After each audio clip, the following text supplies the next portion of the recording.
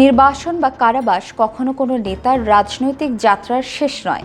ইতিহাস দেখিয়েছে জনগণের সমর্থন, আদর্শ ও সংগ্রামের শক্তিতে বহু নেতা দীর্ঘ সময় পর দেশে ফিরে ক্ষমতার শীর্ষে পৌঁছেছেন।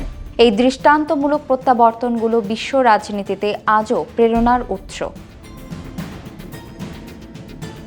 ইরানের আয়াতুল্লাহ আলী খামেনি 1964 সালে শাহ মোহাম্মদ রেজা পাহলভির শাসনের বিরোধিতার কারণে তুরস্ক, ইরাক ও ফ্রান্সের নির্বাসিত হন। নির্বাসনের সময় তিনি ইসলামী বিপ্লবের নেতৃত্ব দান চালিয়ে যান।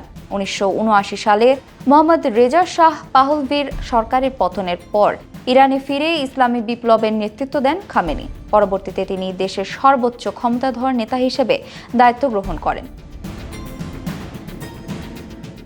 জীবন অবাক না করলে কে করবে? 28% মিল্ক ফ্যাটের অবাক করার সাথে ফ্রেশ মিল্ক পাউডার। জীবন অবাক করুক প্রতিদিন। পাকিস্তানের বেনজির ভুট্টো জেনারেল জিয়াউল হকের কঠোর শাসনের কারণে 1980-র দশকে দেশ ত্যাগে বাধ্য হন। তিনি যুক্তরাজ্যে নির্বাসিত থাকলেও পাকিস্তান পিপলস পার্টির নেতৃত্ব দিয়ে যান।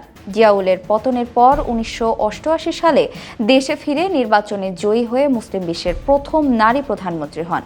1993 সালে আবারও প্রধানমন্ত্রী হিসেবে দায়িত্ব নেন তিনি।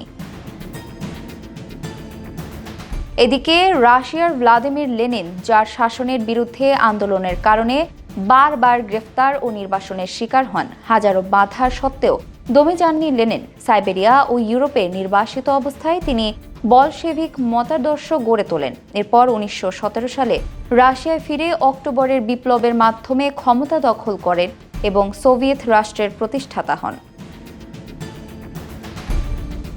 পরবর্তীতে শান্তিপূর্ণ আলোচনার মাধ্যমে বর্ণবাদী শাসনের অবসান ঘটিয়ে 1994 সালে দক্ষিণ আফ্রিকার প্রথম কৃষ্ণাঙ্গ প্রেসিডেন্ট নির্বাচিত হন।